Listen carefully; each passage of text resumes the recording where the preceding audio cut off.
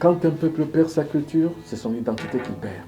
Mais quand ce même peuple se retrouve dans la grande vallée des connaissances ancestrales, qui constitue l'ensemble de ses patrimoines culturels, matériels et immatériels, alors ce peuple est en passe de se savoir comme un peuple entièrement à part et à part entière. Il y a 3000 cultures au monde. S'identifier à sa propre culture, voilà le but de tout peuple qui veut atteindre à sa libération et à sa masse critique. Voilà le but de tout peuple qui veut se libérer. Le peuple négro-africain se meurt aujourd'hui parce qu'il reste esclave et de l'inféodation culturelle et de la masse critique des autres. C'est pour ça qu'il est un attentiste patenté et né. Mesdames et messieurs, asseyez-vous confortablement. Voici l'acte 11 de la campagne de désévangélisation qui est très très égyptien.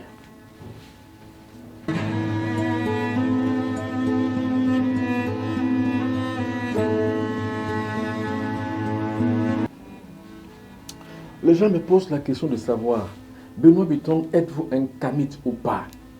Alors je leur demande, c'est quoi un kamite? Ils me disent que c'est l'appellation tributaire de tous ceux qui sont noirs. Alors moi je suis noir, est-ce que je m'appelle kamite? Je leur réponds, la plupart du temps c'est la forme. Et je ne confonds pas la forme et le fond. Je suis le fond. Le fond de la chose, c'est que la philosophie, celle que je développe, est la mienne et est celle que je suis. Je suis l'expression de ce que je pense et je pense ce que je suis. C'est-à-dire que je suis, et permets-moi de comprendre qui je suis ce que je suis. C'est le plus important, c'est-à-dire que je suis un Africain, un Noir.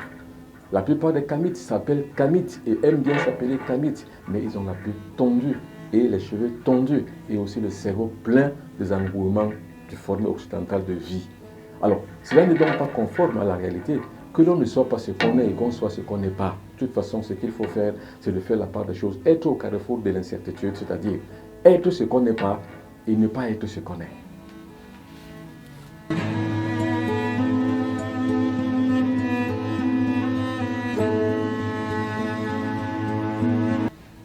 Les gens me posent encore la question de savoir, mais bon, Benoît Bitton, est-ce que vous croyez que Jésus-Christ est votre sauveur? Je leur dis oui, si je suis identifié comme chrétien. Mais je leur dis non si je ne suis pas identifié comme chrétien. Parce que oui, comme chrétien par identification au Cameroun. Le nord, c'est l'islam. Le sud, c'est le christianisme. Alors, par identification, ceux qui sont nés au nord, on les appelle Sanda, on les appelle Sangra, on les appelle Sangé, on les appelle Sahatou, on les appelle Ismaël, on les appelle Ousmane. Ceux qui sont nés au sud du Cameroun, on les appelle Benoît, on les appelle Maxime, Paul, Serge, Orlan, qui sais-je encore. Donc, nous sommes donc tous l'expression de ce que les autres ont voulu que nous soyons, c'est-à-dire par identification, ceux qui sont au nord du Cameroun sont musulmans, ceux qui sont au sud du Cameroun sont chrétiens. Donc, par identification, on me fait croire à un individu que je ne connais pas. Et donc, je renie même en fait. Alors, la réponse, elle est simple et nette. Bon, Benoît Bitton, je ne crois pas en Jésus, car le Jésus dont vous me parlez n'est pas né pour l'Africain que je suis. Il est né pour les Juifs. Lui-même le dit, je suis le roi des Juifs.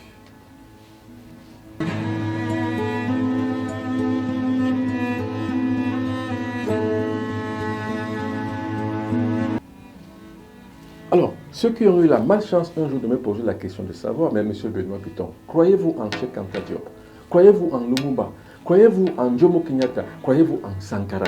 Croyez-vous en Oumniobe? Croyez-vous à Marcus Garvey? Croyez-vous en de tous ces gens-là? Martin Luther King, Bob Marley? Je leur ai répondu oui, et j'en ai même fait une béatification. Parlons donc de béatification. C'est quoi la béatification? La béatification pour un individu, c'est de pouvoir avoir les 5 grands rangs que nous devons occuper. Premier rang, la glorification. Deuxième rang, la sanctification. Troisième rang, la bénédiction. Quatrième rang, la consécration. Et cinquième rang, le vœu de pouvoir exister en tant qu'un saint béatifié. En tant qu'un individu qui va donc être une conscience cosmique surélevée.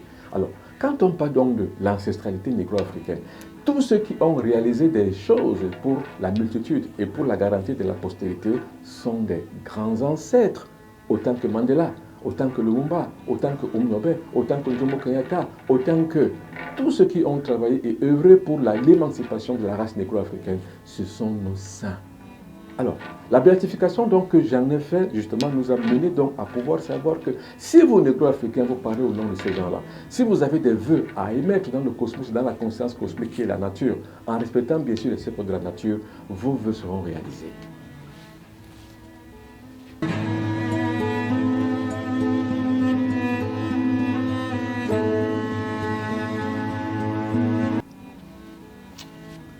Et vous allez voir que de toutes ces personnes que j'ai citées, que vous connaissez justement leur péremption et leur force sur l'émancipation de la race négro-africaine, tous ont des prénoms chrétiens. Marcus Garvey, c'est un prénom chrétien. Thomas Sankara, son prénom c'est Thomas, il est chrétien. Patrice Emery Lumumba, chrétien. Et vous verrez que Oumniobe Ruben, c'était un chrétien. Et que sais-je encore? Ça veut dire quoi? Ça veut dire que ces gens n'ont pas besoin d'avoir un nom comme Alassane Ouattara pour pouvoir se faire passer pour des gens qui travaillent et qui œuvrent pour la race noire. Ou alors, c'est pas parce qu'on s'appelle Alassane Ouattara qu'on n'est pas un chrétien, qu'on ne soit pas musulman ou qu'on n'ait pas un prénom chrétien ou musulman que justement on travaille pour la race. Allez chercher l'erreur où elle se trouve. Ne ménagez pas la confiance que vous avez en des êtres humains qui sont avec leur appartenance ethnique, idéologique, ou alors leur identification par rapport à ce que les colons ont bien voulu qu'ils soient, ou encore moins par rapport à leur forme.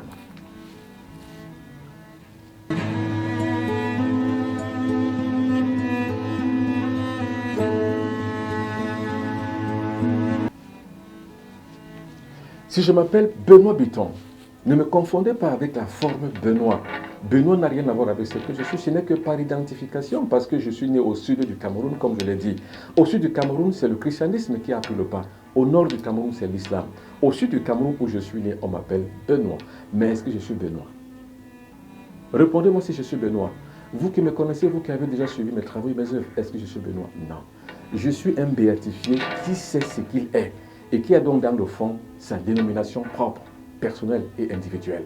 C'est ça qu'on appelle la béatification dans la conscience. Dans ma conscience renouvelée, vous ne savez pas ce que je sais et vous ne connaissez pas qui je m'appelle. Alors, c'est donc maintenant dans cette campagne de désévangélisation de vous parler pratiquement comment vous devez vous béatifier. Vous vous appelez par exemple Boris Yeltsin ou alors vous vous appelez par exemple Boris Terga ou alors encore vous appelez encore que Jean-Jacques Makindi.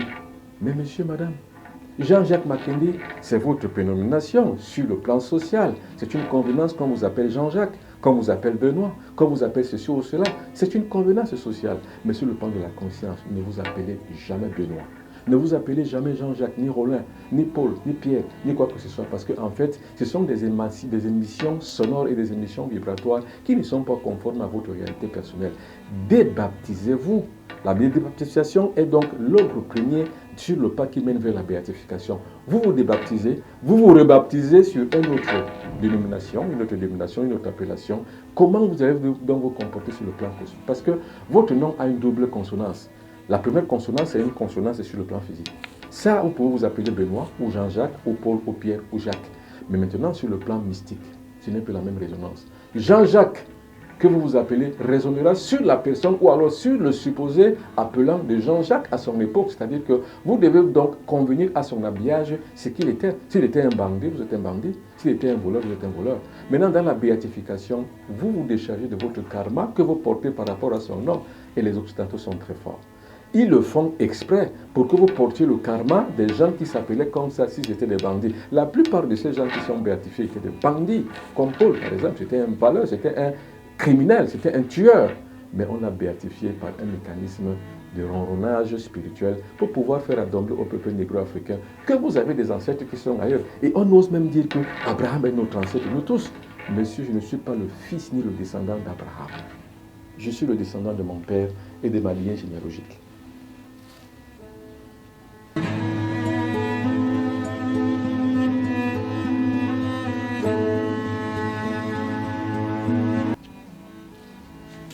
Cette campagne de désévangélisation nous mène aussi justement à comprendre ce qu'on appelle la lignée généalogique. La lignée généalogique, c'est quoi? C'est l'écho de l'ancestralité, c'est-à-dire que votre auteur généalogique vous permet d'être en contact avec tous ceux qui sont désincarnés, qui sont avancés dans votre propre lignée. Vous avez le même gène, vous avez les mêmes génotypes, vous avez tout ce qui est conforme à ce que vous soyez donc lié par une fibre filiale, ou une fibre généalogique de façon ascendante ou descendante. C'est donc de cette manière que si vous entrez en contact avec votre ancestralité, mais vous avez tout ce que vous voulez. Ça veut dire que vous avez une base arrière à vous. Et qui peut faire quoi s'il n'y a pas de base arrière? Vous avez donc le contact avec votre Grégor. Vous constituez donc ce qu'on appelle une chaîne magique qui vous permet de pouvoir être en contact avec le cosmos. Donc vous êtes simplement tributaire et le moyen et l'interface qui permet que vous puissiez être entre l'ancestralité et votre projection à venir. Mais c'est de ça qu'il est question, mesdames et messieurs. Alors, les questions de forme sont bidons. Ne vous en posez plus. Ne vous posez pas des questions de savoir tête s'appelle comment. Non, ce sont des questions de forme. Qu'est-ce qui compte dans la spiritualité? C'est le fond, en fait.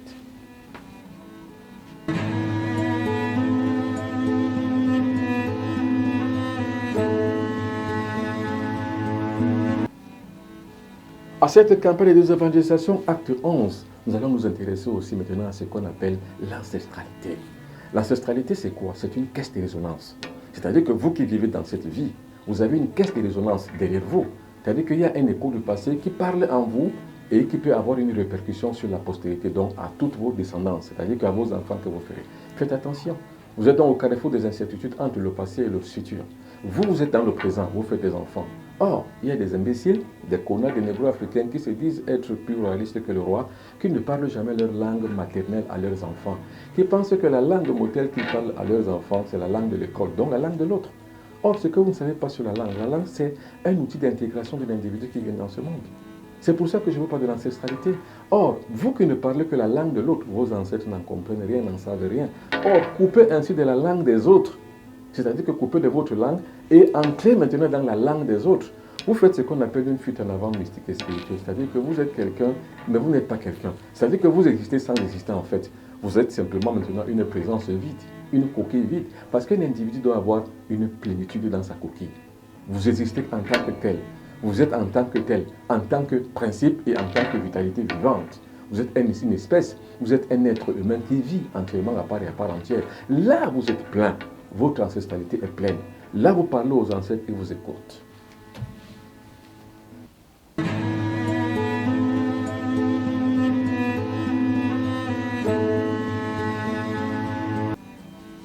La plupart des négro-africains qui sont chrétiens ou musulmans échouent toujours. Ils n'ont Dieu que pour le Vatican s'ils sont chrétiens, ils n'ont Dieu que pour la Mecque s'ils sont musulmans, ils n'ont Dieu que pour le mur de lamentation s'ils sont juifs. Ce qui est faux, c'est que vous puissiez penser que l'antre des autres est la vôtre, que l'antre mystico-spirituel des autres vous ressemble, ou que vous puissiez être donc maintenant en phase avec l'antre spirituel des autres. C'est impossible. Le centre névralgique d'un peuple, c'est sa spiritualité et sa source. Moi, le bon Benoît Bitton, ma source, ce n'est ni le Vatican, ni la Mecque, ni le mur de lamentation. Ma source spirituelle et traditionnelle, c'est le Ngorle Touba. Alors, vous toutes et vous tous qui me regardez, cherchez à retrouver votre source traditionnelle. Là, vous serez liés à la protection, à la vitalité, à la santé, à la longévité et surtout à la prospérité. Parce que la prospérité ne relève pas justement d'un concours de circonstances. La prospérité relève de l'initiation mystique et spirituelle. Ça veut dire que vous vous préparez à la prospérité. Moi, je me souviens quand on m'intronisait un bonbon, on m'a recommandé 3 choses. La santé, la longévité et la prospérité. Ces 3 choses sont l'antre même de la vitalité spirituelle d'une source traditionnelle, mystico-religieuse, spirituelle, négro-africaine. Si vous n'y êtes pas, vous êtes à côté de la plaque. Si vous y êtes, vous avez tout compris. Alors là, vous garantirez votre vie, celle de vos enfants et celle de la postérité tout entière de votre antre sociétal et de votre zone géographique, c'est-à-dire que de laquelle vous êtes né.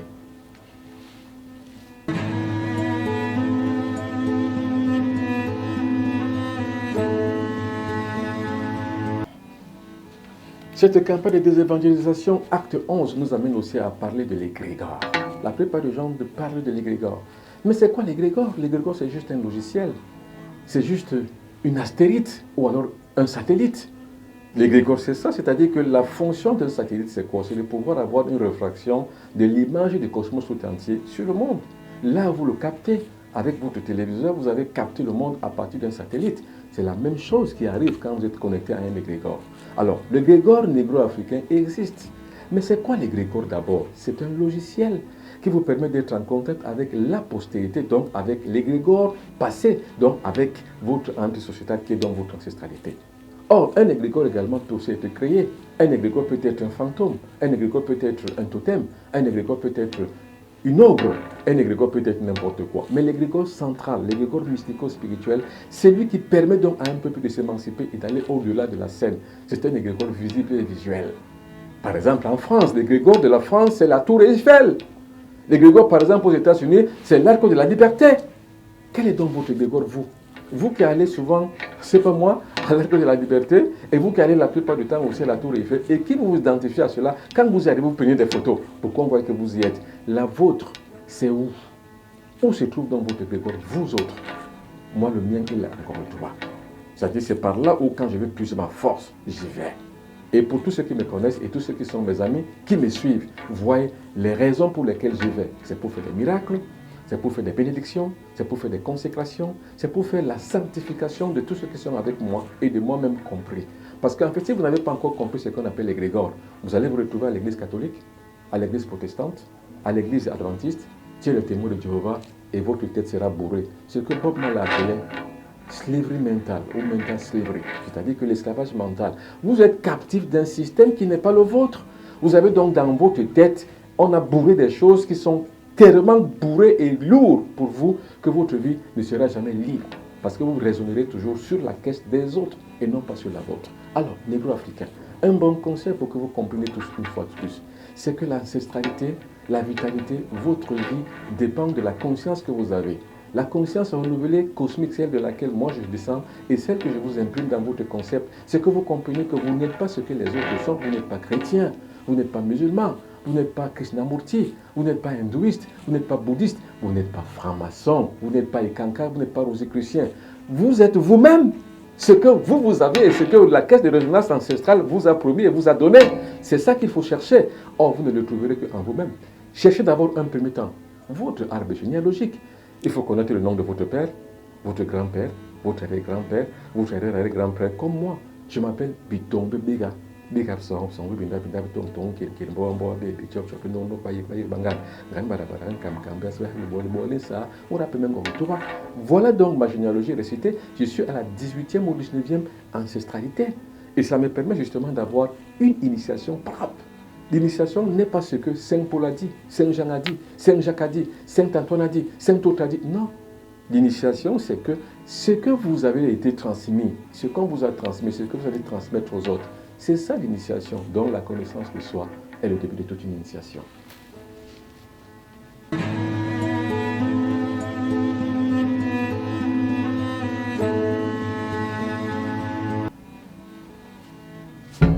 Alors, dans cette campagne de désévangélisation, acte 11, nous parlons aussi du karma. Le karma, c'est quoi? Le karma, c'est l'acte que vous devez payer dans une compensation cosmique. C'est-à-dire que vous, peut-être pas vous, vous n'avez rien commis. Mais les autres ont commis et vous devez payer par le lien du sang, par le lien généalogique, vous devez payer. Ça, c'est un aspect du karma. Le karma, c'est aussi une institution avec laquelle on est. Votre karma peut être génétique. C'est-à-dire que vous êtes né peut-être pour avoir le diabète, c'est un karma. Vous ne l'avez pas cherché, mais génétiquement, dans la construction chromosomique de votre corps, il est donc arrivé et intervenu certains incidents qui vous ont permis donc d'avoir telle ou telle autre pathologie. C'est un karma. Mais il y a également aussi un karma génotypique. Vous appartenez par exemple à une race, la race noire a un karma. Vous subissez ce que vos ancêtres ont fait, vous le subissez aujourd'hui. Vos ancêtres ont vendu les leurs, vous le subissez aujourd'hui. Vous êtes esclave aujourd'hui du fait que vous êtes tributaire de ce que vos ancêtres ont fait. Il y a le karma également aussi pénitentiaire.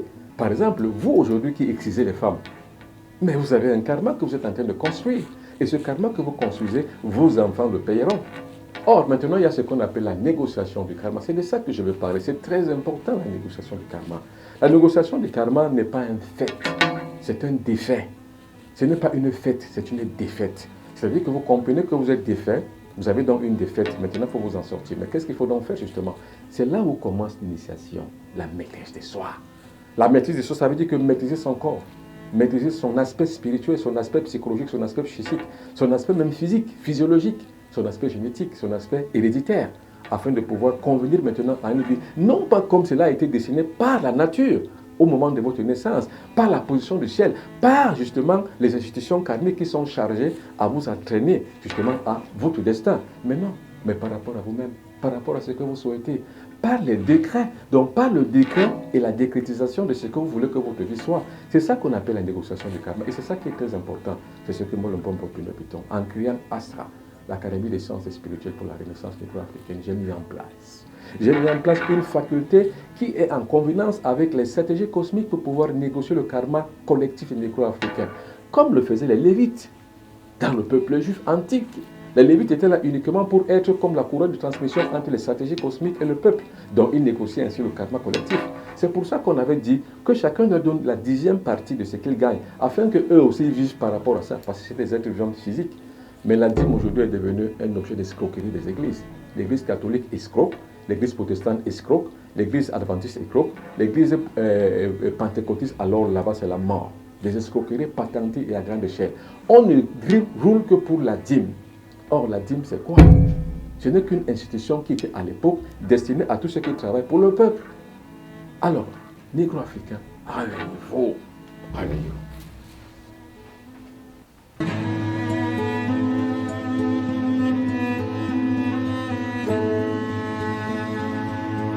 Dans cette campagne de désévangélisation, nous parlons enfin de la résurrection. La résurrection, c'est quoi? La résurrection, c'est que vous êtes mort et vous êtes rené. Ça, c'est ce que la lexicographie chrétienne vous a enseigné. Et vous a dit que Jésus, lui, il est mort un jour. Le troisième jour, il s'est réveillé. En se réveillant, donc maintenant, il s'est réveillé. Vous, avec qui n'étiez même pas là. Vous, avec qui n'étiez pas né à ce moment-là. Même vos ancêtres n'existaient même pas. Même votre arbre généalogique n'était même pas encore constitué. Mais on vous dit que lui, il est mort il y a 2000 ans. Et vous a sauvé. Ce n'est pas ça la résurrection, monsieur. La résurrection, c'est au niveau de la conscience. La résurrection est intime et individuelle. C'est ce que vous vivez en vous qui fait donc de vous ce que vous êtes. C'est ce que vous avez donc créé en vous comme champ de nouvelle conscience, qui est donc votre champ de nouvelle conscience. La nouvelle conscience donc vous permet de pouvoir vous renouveler. C'est-à-dire que comme par exemple le phénix qui se meurt dans le feu, il se brûle, il se renaît de ses cendres. C'est comme ça que quand vous vous renaissez dans votre sens, on appelle ça la résurrection. Je ne veux pas donc de résurrection mystique parce que je lève un peu le niveau pour que vous compreniez un peu que là où on vous a traîné, c'était un mensonge. Et là où je veux vous amener, c'est une triste réalité. Mais comprenez-le, mesdames et messieurs, que vous êtes dans le faux, dans le déni. Et comprenez que ce que je vous dis, c'est une forme de réalité. Celui qui ferme donc la porte à l'erreur a laissé dehors la vérité. Celui qui ferme la porte à l'erreur a laissé dehors la vérité. Si vous pensez que ce que je vous ai dit est faux, alors dehors vous avez laissé la vérité. Mesdames et messieurs, c'est ici que prend fin cette 11e édition de la campagne de désévangélisation. Si vous avez aimé, merci. Si vous n'avez pas aimé, ce n'est pas grave. Écrivez-nous, on va s'améliorer. Mais déjà, merci beaucoup d'avoir été des nôtres. Alors, je serai à Paris bientôt, la semaine prochaine. C'est-à-dire que j'ai une campagne et j'ai un séminaire de 7, 8, 9 août prochain. Vous voulez la connaissance négro-africaine? Suivez-moi.